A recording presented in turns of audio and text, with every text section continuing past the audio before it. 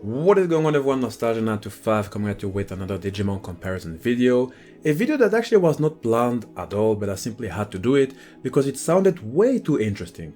So as most of you know, or I hope that most of you would know, I enjoy scrolling through the different comments on this channel because some are extremely interesting and some are quite frankly too good to not make a video of. Texans Gregory said that METALMAMEMON reminded him of a what-if fusion between Wolverine and MEGAMAN.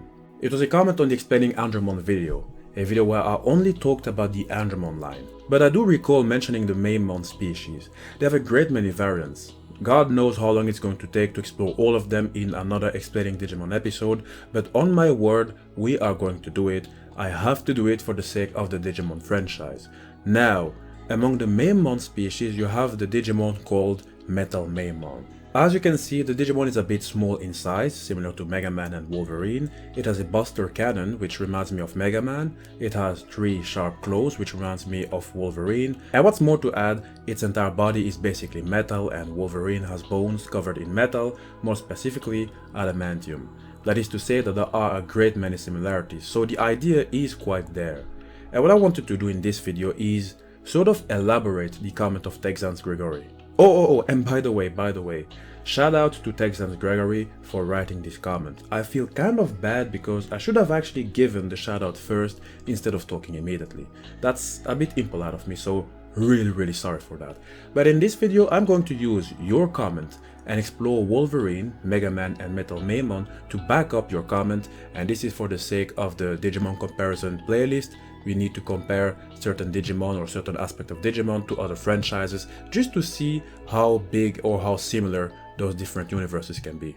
I would also like to apologize to all of you who are following me. I am currently working on the Yu-Gi-Oh! Dark Magician and Dark Magician Girl versus Wizardmon and Witchmon video. A video where I will be comparing characters from 2 different franchises. Both franchises I love a lot, but I sort of gave priority to Gregory's comment because I thought I could drop it before. I'm sure it is not really going to ask me to do a lot of research, as I'm only going to try and explain why I believe that METALMAMEMON could very much be the fusion of Wolverine and MEGAMAN. But anyway, let us get right into it. Now, when it comes to the comparison of METALMAMEMON, Wolverine and MEGAMAN, there's always one thing that strikes me first. All 3 of them are rather short. Now, not that is a bad thing or a good thing, I mean, they have their heights. And Wolverine's height is kind of debatable because in some media depictions you have Wolverines that are quite tall. Think of Hugh Jackman that used to play Wolverine in several movies. The man stands at a good 1.88 m or 6'2", so it's quite tall, actually really tall. But in reality, it has officially been stated that Wolverine is about 5'3" or 160 centimeters. So he is a little bit taller than Kevin Hart, who stands at a 5'2", but shorter than Elijah Wood, that stands at 5'6". I believe that we can say with some certainty that Wolverine is taller than MEGAMAN, even though MEGAMAN has also a similar problem of being depicted with different heights in different games. Now, I assume that Gregory was referring to classic MEGAMAN, or I hope he was referring to classic MEGAMAN that should barely come to 4 foot. Which means that the fusion of Wolverine and MEGAMAN should normally be between their 2 heights, I guess? METALMAMEMON is obviously way shorter than both of them, so I can see some of you saying that METALMAMEMON would not be a good pick when it comes to Wolverine fusing with MEGAMAN. But then again, I would remind you that you'd rather focus on the fact that all 3 characters belong to the same height category. If you put them in a game, they would be classified as the shorter characters, okay? So officially all 3 of them would be considered of short stature.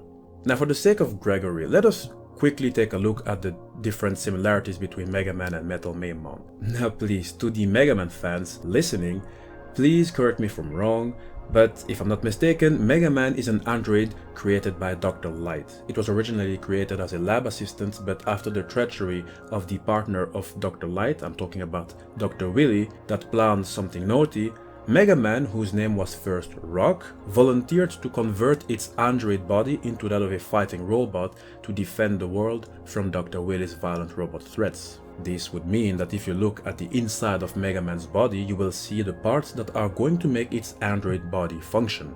You will mostly see metallic parts, generators I guess, and more of those. METALMAMEMON on the other hand is not known as an android, because in the Digimon world you will most of the time know when we are talking about an android. Heck, don't forget I made an entire video about a Digimon called Andromon, which is the best example you can get in that franchise of an android. But anyway, METALMAMEMON is not necessarily an android, but 9/10 of its body is mechanized. 9/10 is basically all of its body, I would say minus its heart I guess. That mechanization is already one very good point in common with Mega Man, but I want you to realize how important it is. So you know that Mega Man's main weapon is the Buster. That's the one thing you will recognize Mega Man with. So a Buster is a high-tech firearm that is mainly equipped by combat robots like Mega Man, okay? Obviously Mega Man has one, METALMAMEMON also has one. Or at least it has a weapon that looks alike. But both weapons work the same, they're quite similar. The term Buster is mainly used for convertible arm cannons that shoots energy bullets, but it is also used for a few handheld weapons with similar characteristics. They are compatible with several power sources such as solar, atomic, and basnium. And by the way, basnium is yet another energy source in the world of Mega Man. Busters can be customized to function in different ways. Some can charge energy to fire a bigger and stronger shot, while others can have a rapid fire function. We know how Mega Man's Buster works. We have seen it firsthand how it is used to take down the many enemies it has in the numerous adventures it has been to.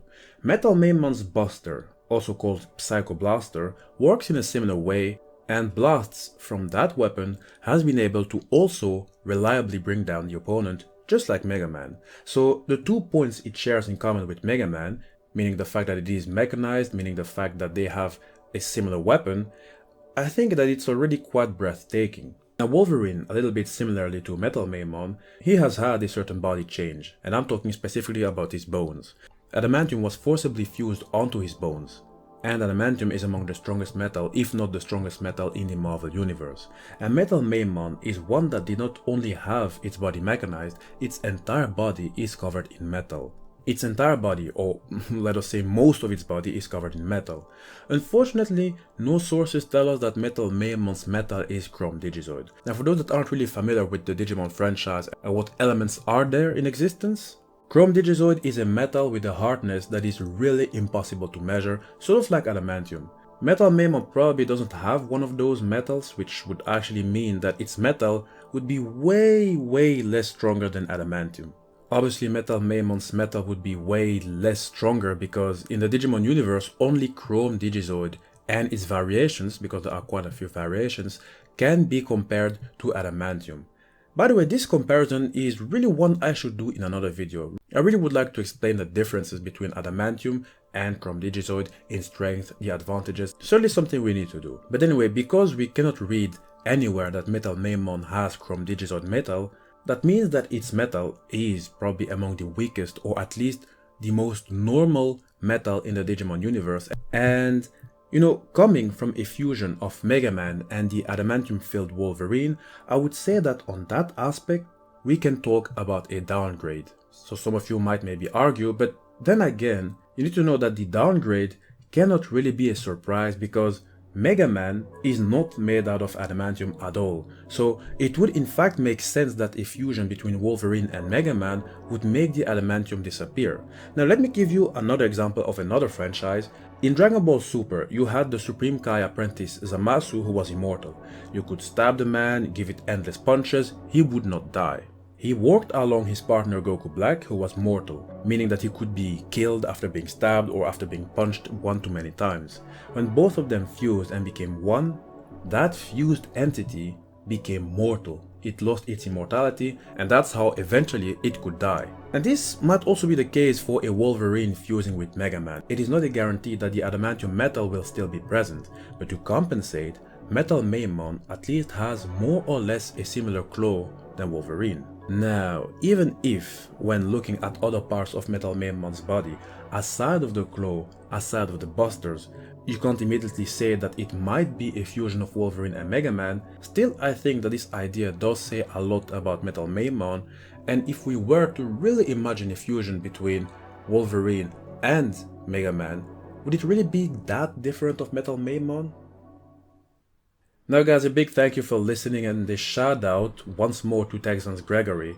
The video might have sounded a bit strange, but to me personally as a YouTuber I really don't care.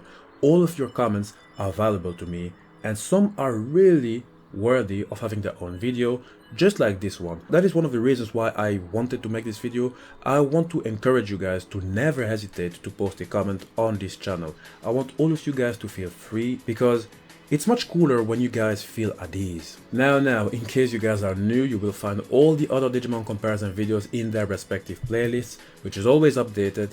That way you can catch up on the newest and the oldest videos.